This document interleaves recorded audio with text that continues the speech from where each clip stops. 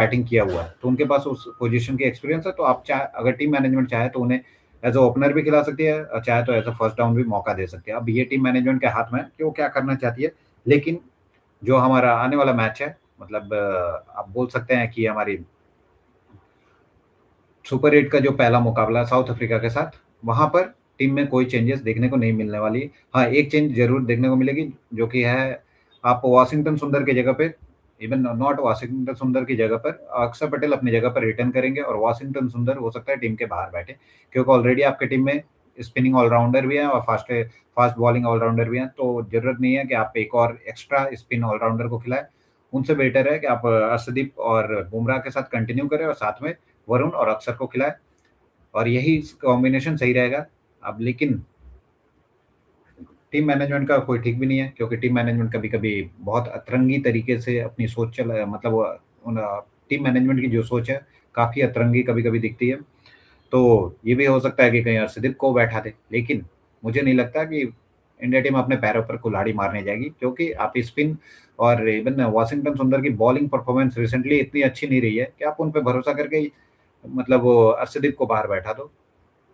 और अर्शदीप का रहना ज़रूरी है, क्योंकि अर्शदीप रहेंगे तो मैच फिनिश करना, मतलब आपके डेथ ओवर जो बॉलिंग है, डेथ ओवर की बॉलिंग आपके पास बुमराह और अर्शदीप दोनों अवेलेबल रहेंगे। अगर तो बाय चांस बुमराह की परफॉर्मेंस खराब होती है, तो डेथ ओवर में आप कंटीन्यूअस मतलब कंप्लीट ओवर जो है आपके लास्ट के 2 या 3 ओवर आप आराम से अर्शदीप से कंप्लीट करवा सकते हो, साथ में हार्दिक पांड्या तो हैं। लेकिन अगर अर्शदीप नहीं रहेंगे, तो बुमराह और हार्दिक को सँभालनी पड़ेगी। तो इसलिए मुझे नहीं लग रहा है कि इंडिया टीम कोई रिस्क लेने जाएगी, और पहला मैच जीतना हमारे लिए बहुत ज़रूरी है। तो देखते हैं इंडिया टीम कौन-सी टीम कॉम्बिनेशन के साथ जाती है। क्या वो अभिषेक शर्मा को, मतलब अभिषेक शर्मा क्या अपने फॉर्म में वापस आते हैं, या तिलक की परफॉर्मेंस सही होती है, या फिर पहले मैच के बाद दूसरे मैच में जो सुपर 8 का हमारा दूसरा मुकाबला है जिम्बाब्वे के साथ 26 तारीख को, क्या उसमें संजू सैमसन हमें देखने को मिलेंगे? लेकिन जो 22 तारीख को वाला मुकाबला है, मुझे नहीं लगता वहाँ पे संजू सैमसन हमें देखने को मिलेंगे। तो ये जो न्यूज़ चली आ रही है कि नहीं संजू सैमसन खेलने वाले हैं एज़ अ ओपनर या तिलक वर्मा की जगह पे, ये पूरी तरह से बेसलेस है, क्योंकि टीम की सोच वैसी चल नहीं रही है।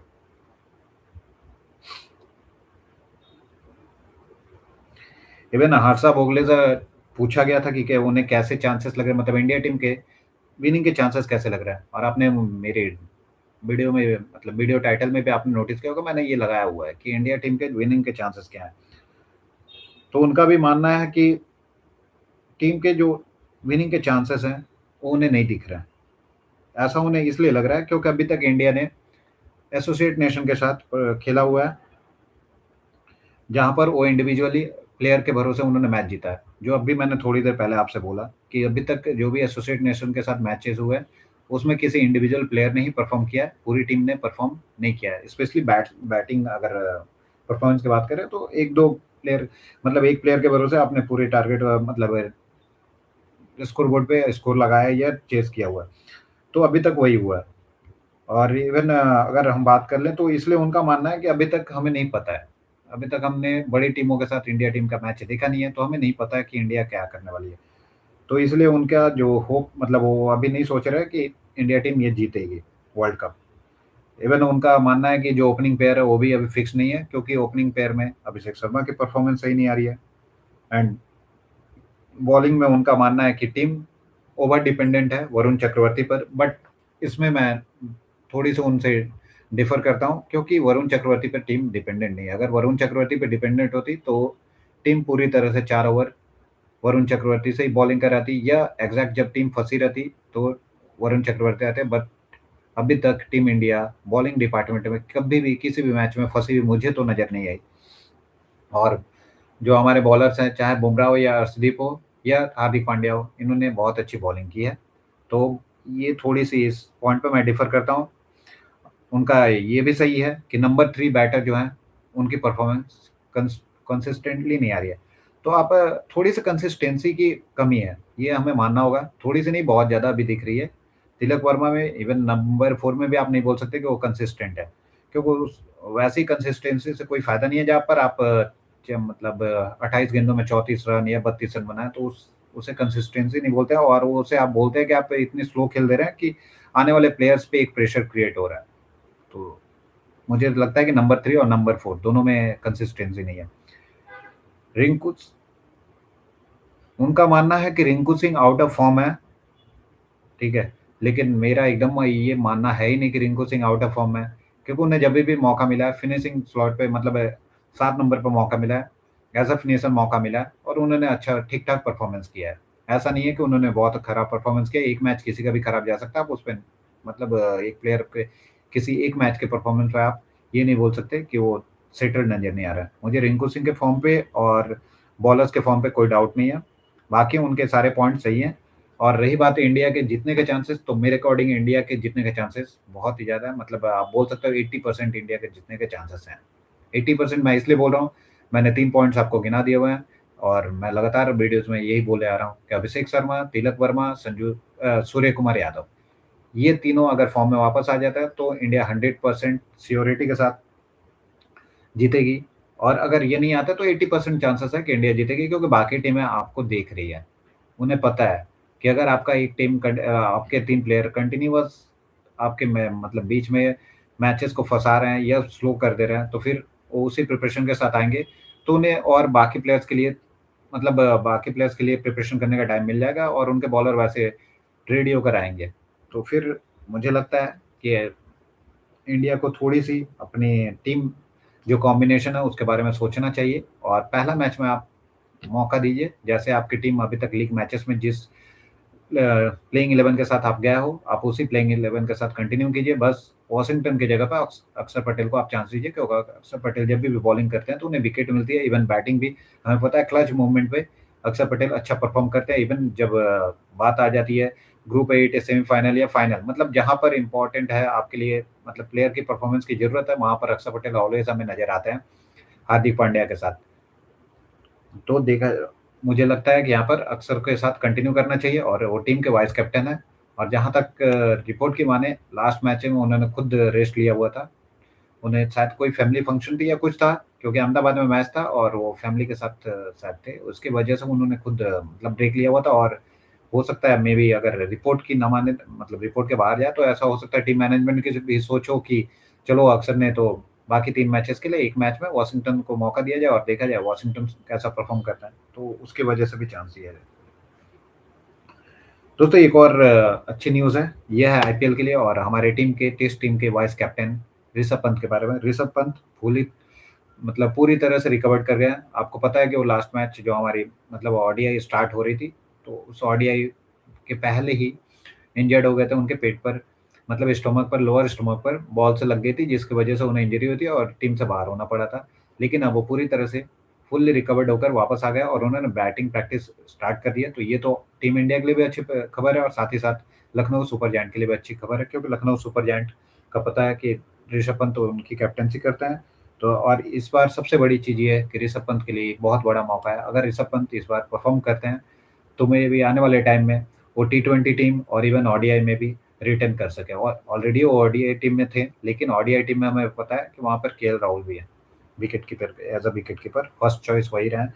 लेकिन अगर ऋषभ पंत की पारी अच्छी आती है और उनका आईपीएल टूर्नामेंट अच्छा जाता है, तो फिर चांसेस है कि आने वाले टाइम में हमें ऋषभ पंत रिटर्न करते हुए दिखे। टेस्ट टीम में तो कंफर्म रहेंगे, क्योंकि टेस्ट टीम में अगर ऋषभ पंत नहीं है, तो फिर टीम इंडिया के जीतने के जो चांसेस है ऑलरेडी बहुत ही ज़्यादा कम हो जाते हैं, क्योंकि टीम इंडिया जायसवाल और ऋषभ पंत जैसे प्लेयर्स पे बहुत ज़्यादा डिपेंड करती है, जो कि एक क्रूशियल मोमेंट पे और कम बॉलों में एक बड़ी पारी खेलकर निकल जाए। वैसे प्लेयर्स की ज़रूरत रहती है और उनका माइंडसेट हमें पता है बहुत ही अलग है। तो देखते हैं ऋषभ पंत की परफॉर्मेंस कैसी रहती है आईपीएल में, और होपफुली अब वो इंजर्ड ना हो, क्योंकि ऋषभ पंत और श्रेयस अय्यर ये 2 प्लेयर बहुत ज़्यादा इंजर्ड हुए हैं रिसेंट टाइम्स में।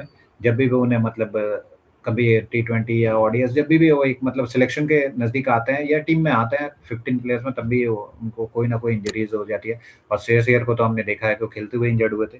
तो आई होप और भगवान से यही प्रे करूँगा कि आने वाले टाइम में अब इन्हें कोई इंजरी ना हो और ये कंटिन्यूअस अच्छा खेले और अच्छा परफॉर्म करें और इंडिया के लिए ये एक लंबी सर्विस दे।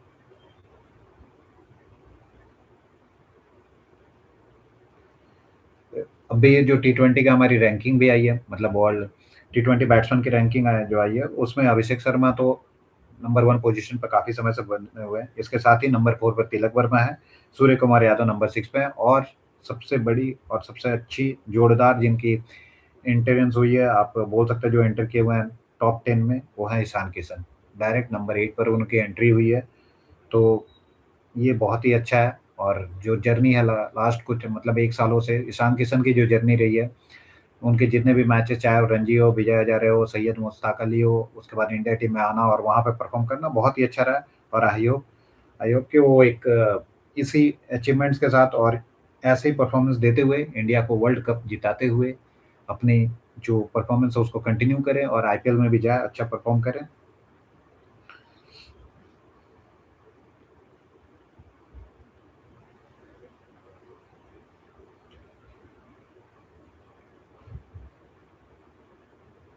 आने दोस्तों, कल तो कोई मैच नहीं है जहाँ तक मुझे पता है। कल कितनी तारीख है? कल 21 तारीख है ना?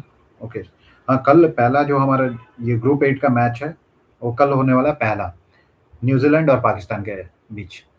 हाँ, पाकिस्तान से जुड़ी एक खबर। पाकिस्तान अभी रिसेंटली नामीबिया के साथ अपना मतलब अपनी लास्ट मैच उन्होंने खेला है और लास्ट मैच वो जीत गए। जैसा मैंने बोला था, साहिबजादा फरहान के बैटिंग के बदौलत वो मैचेस जीते। लेकिन उनके जो एक डॉक्यूमेंट्री किंग या डॉक्यूमेंट्री हीरो बोल सकते हैं, जिन्होंने मतलब 2-3 छक्के लगा दिए थे जसप्रीत बुमराह के बॉल में, तो वो हीरो बन गए और उनके ऊपर डॉक्यूमेंट्री बन गई। पता नहीं कहाँ से ऐसे लोग आते हैं और ये सोच कहाँ से आती है, मुझे तो नहीं पता।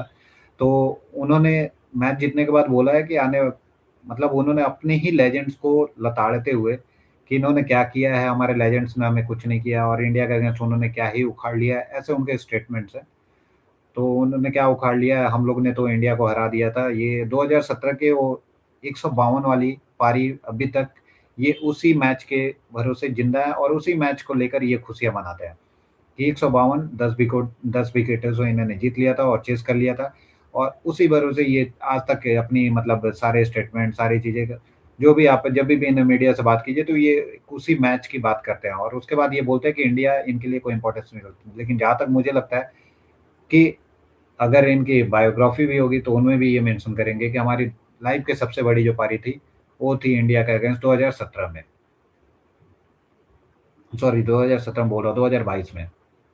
2017 में इनके आखिरी पारी तो अगर इंडिया के अगेंस्ट इनकी ये पारी मतलब दो 152 वाली पारी इतनी बड़ी है और इस पारी के अगेंस्ट में वो अपने लेजेंड्स को भी कुछ नहीं मानते। उनका मानना है कि जो इनके लेजेंड आखिर इनसे तो बेटर खेलते थे, मेरा मानना है। क्योंकि इसके पहले जब शोएब अख्तर आप बात कर लीजिए या कमरान अकमल, उसके बाद आपके वो क्या उमर गुल या शाहिद अफरीदी, शोएब मलिक, ये सारे जो बैट्समैन जब खेलते थे, सलमान बट, ये लोग जब इंडिया आते थे तो एक मतलब क्या बोलते हैं, मैच की एक्साइटमेंट रहती थी सबके बीच में क्योंकि बहुत कॉम्पिटिटिव मुकाबले होते थे।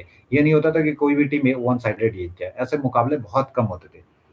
लेकिन इन मतलब ये जो नए जनरेशन के प्लेयर्स हैं पाकिस्तान के, इनकी मतलब बोलने की क्या आदत है और ये आकर क्या बोलते हैं इनके समझ में नहीं आता। इवन इन्होंने ये भी बोल दिया है कि अब आने वाले मैचेस में जितने भी टीम है वो तैयार हो जाए कि कोई भी मतलब पाकिस्तान से नहीं जीतने वाला। और उन्होंने इंडिया को भी बोल दिया कि इंडिया में जो है, इंडिया के साथ अगर इनका फाइनल में मुकाबला होता है तो इंडिया जरूर हारेगी। क्यों हारेगी? आपने ये आप ये रीजन सुनेंगे तो आपको और भी ज्यादा हंसी आएगी। इंडिया इसलिए हारने वाली है क्योंकि इनके साथ एक 12 प्लेयर जुड़ चुके हैं और वो 12 प्लेयर हैं अल्लाह, मतलब भगवान। भगवान अगर इनके साथ जुड़ा है तो मेरे समझ में नहीं आ रहा है भाई, भगवान आपके साथ सिर्फ क्यों जुड़े रहेंगे? ये सबकी मतलब पूरा पाकिस्तान या जितने भी हमारे मोहम्मदन भाई-बहन हैं, क्या आपके लिए ही नमाज़ अदा करेंगे? क्या आपके साथ और वो आपकी जगह पर आकर खेलेंगे? यार ये कौन से माइंडसेट है आपके साथ? आपको मतलब अपने स्किल्स पे भरोसा नहीं है, आपको अपने प्लेयर्स पे भरोसा नहीं है। आपको पता है कि नहीं, अब रमज़ान का महीना शुरू हुआ है, एक पवित्र महीना शुरू हुआ है, तो अब आप जीतोगे। यार तब इससे अच्छा आप एक काम करो, क्रिकेट खेलना छोड़ दो। जिन प्लेयर्स को या जिन मतलब जो अच्छे प्लेयर्स हैं, जिनको जेनुइनली मौका मिलना चाहिए, क्योंकि न्यूज़ तो आती रहती है ना दिन-रात, उनके वहाँ पे भी रिपोर्टर्स हैं और भी जो भी मतलब यूट्यूब मीडिया है, उसके अलावा जितने भी बड़े-बड़े यूट्यूबर हैं, सभी बताते हैं कि वहाँ पे कैसे सिलेक्शन चल रही है। तो ये इनकी जो दोस्ती-दोस्ती ये गेम खेलते हैं ना, मतलब इनके टीम में सिलेक्शन ऐसा होता है कि भाई आज मैंने तुमको खिला लिया, तो कल अगर तुम कैप्टन बन रहे हो तो मुझे खिलाओगे, अगर मेरी परफॉर्मेंस खराब रहेगी तो। इनका टीम मतलब टीम सिलेक्शन ऐसे चले आ रहा है। इसकी वजह से आप देखेंगे कुछ प्लेयर जिनकी कुछ परफॉर्मेंस नहीं है और जब भी ज़रूरत पड़ी है मतलब पाकिस्तान को, ये कोई भी परफॉर्मेंस नहीं दे पाते हैं, वो प्लेयर भी आज तक कंटिन्यू कर रहे हैं, ठीक है? तो ये क्यों कंटिन्यू कर रहे हैं? इसी वजह से कि उन्होंने उनका साथ दिया था, उनकी जब परफ़ॉर्मेंस खराब थी या टीम के बाहर थे, तो अगर उस प्लेयर ने मतलब ए प्लेयर ने अगर बी को मौका दिया था, तो बी जब कैप्टन बनेगा, तो फिर ए को मौका देगा, ऐसा चल रहा है इनके बीच में। भाई पता नहीं यहाँ पे कौन-सी कबड्डी हो रही है कि क्या हो रही है, मेरे समझ में नहीं आ रहा। तो जो भी हो, ये पाकिस्तान जाने और पाकिस्तान के लोगों की टेंशन हमें क्या करना है, हमें तो मैच जीतने से मतलब है। और रही बात मतलब शदाब खान के इस कमेंट के बारे में, तो भाई शदाब खान, आप पहले सही से एक ऑलराउंडर बन जाओ, ठीक है? आप पता नहीं आप कौन-सी दुनिया में रहते हो, और मैंने अभी तक तो इनका डॉक्यूमेंट्री भी नहीं देखा है। ये पाकिस्तान के लोग या मतलब इंडिया रिपोर्टर भी बोलते हैं कि वो जब इन्होंने बुमराह को सिक्सेस मारे थे, उसके बाद वहाँ पर जाकर इनकी डॉक्यूमेंट्री बन गई थी। यार क्या बेशर्मी है! आपने एक मैच में 50 रन बना दिए, चलो ठीक है। वो मैच आपने जीत भी लिया, लेकिन दूसरे मैच में जाकर आप हार जाते हो और उसके बाद मतलब सॉरी, उस मैच में आप 50 बनाते हो, ठीक है? आपकी टीम एक टारगेट देती है और उस टारगेट को इंडिया कंप्लीट भी कर लेती है और इंडिया जीत जाती है। लेकिन तभी भी इनकी बेशर्मी और देखिए कि यो उस मैच को एन्जॉय मतलब एज़ अ क्या बोलते हैं विनर सेलिब्रेट कर रहे हैं। क्यों कर रहे हैं? क्योंकि इन्होंने जसप्रीत बुमराह को 2-3 छक्के मार दिए। वाह! यार इनके माइंडसेट ग्रेट है। सही बात है, इन्हें नामीबिया के साथ इवन नामी आने वाले टाइम में नामीबिया भी इनसे आगे निकल जाएगी। ये तो नामीबिया के पास उतनी प्रैक्टिस नहीं है या कनाडा के पास उतनी प्रैक्टिस मैचेस नहीं है, मतलब उन्होंने अभी बड़े नेशन के साथ नहीं खेला हुआ है। नहीं तो आने वाले टाइम में आप देखोगे पाकिस्तान इनसे भी पीछे रह जाएगी और पाकिस्तान का कुछ नहीं होने वाला अगर ऐसे ही इनके प्लेयर्स की माइंडसेट रही तो। और लिटरली कुछ नहीं होगा और ये शदाब खान जो अभी इन्होंने बोला है ना कि इंडिया को हम लोग हरा देंगे 12 प्लेयर्स के साथ। तो शदाब खान आप तैयार रहिए, अगर आप बाय चांस क्योंकि आपकी जो परफ़ॉर्मेंस रही है या आपका जो खेलने का तरीका है, आपका क्या आपकी पूरी टीम की जो परफ़ॉर्मेंस चल रही है ना, ठीक है? वो आपके जो बॉलर्स बैटिंग कर दे रहे हैं और बैट्समैन जो बॉलिंग कर दे रहे हैं ना, वो सारे मैचेस में होने वाला नहीं है, ठीक है? तो आने वाले मैचेस में आप हारोगे, डेफ़िनिटली हारने वाले हो और मुझे चांसेस नहीं लगता आपका सेमीफ़ाइनल में जाने का और लेकिन बाय चांस अगर आप सेमीफ़ाइनल में चले जाते हो और सेमीफ़ाइनल से फाइनल में पहुँच भी जाते हो ना और इंडिया वहाँ पे रहती है, ठीक है? तो आप लिख कर ले लो आप जीतने वाले नहीं हो, ठीक है? क्योंकि आपकी टीम की मेंटालिटी वो है ही नहीं। आपके टीम के प्लेयर नज़र मिलाकर हमारी टीम के प्लेयर के सामने खड़े भी नहीं हो सकते और ऑलरेडी यहाँ पर 8-1 चल रही है, कोई राइवलरी नहीं है हमारे बीच में, ठीक है? आप हमारे राइवल हो भी नहीं और ना होने लायक हो क्योंकि इंडिया अभी बहुत ऊपर है आपसे और आप लोग अभी बहुत नीचे हो। इतने नीचे हो कि अभी आपको उस लेवल पे इंडिया के लेवल पे या बीसीसीआई जिस तरह से सब मतलब अपने प्लेयर्स और अपना जो स्ट्रक्चर चला रही है अभी, उस स्ट्रक्चर तक पहुँचने में आपको 50 से 60 साल लग जाएँगे। तो शदाब खान, आप प्लीज़ आकर ऐसे ही अपना मज़ाक मत उड़ाइए। ऐसे भी आपके अपने ही लोग आपको गाली दे रहे हैं, ठीक है? पता नहीं क्या होने वाला है, आप पाकिस्तान पहुँचो तो ऑलरेडी आप लोग के साथ क्या-क्या होगा वो तो आप लोग जानते हो, ठीक है? लेकिन उसके पहले आपके लेजेंड्स भी आपको ऑलरेडी गाली देना शुरू कर चुके हुए हैं, ठीक है? क्योंकि आप जब अपने लेजेंड को ही उल्टा-सीधा बोलोगे तो फिर वो आपको क्यों सपोर्ट करने आएँगे? आपकी एटीट्यूड ही अलग है। वो तो भाग गए, अच्छा था कि उस दिन आप मतलब क्या बोल सकते हैं कि भाग गए अच्छा क्या था मतलब आप मार देते 2-3 छक्के तो उससे क्या हो जाता? आप डॉक्यूमेंट्री में बता के खुश हो जाओ। उस दिन होता कहीं आप 30-40 घंटे की मूवी बना लेते अगर लास्ट मैच में इन्होंने इंडिया के अगेंस्ट अगर यही शदाब खान अगर 1-2 छक्के लगा दिए रहते ये बुमराह के अगेंस्ट, तो मुझे लग रहा है इस बार मूवी बन जाती शदाब खान को लेकर और ये हो भी सकता है। कहीं पे ऐसा हो कि फाइनल में ये लोग पहुँच जाएँ और बाय चांस एक छक्का मार दिया और भले पाकिस्तान वो टीम हार जाए लेकिन उन्हें सेलिब्रेट करने का और उनके जो प्राइम मिनिस्टर उनको मतलब मीडिया के सामने कुछ बड़ा दिखाने के लिए कुछ तो चाहिए, तो वो शदाब खान को फिर हीरो बना देंगे। बोलेंगे अरे इन्होंने एक छक्का मार दिया हुआ है बुमराह को, ठीक है? या अर्शदीप को इन्होंने एक छक्का मार दिया, चलिए अब इन पे मूवी बनाते हैं। ये है आज के टाइम में पाकिस्तान की सोच और पाकिस्तान टीम की कंडीशन या बोर्ड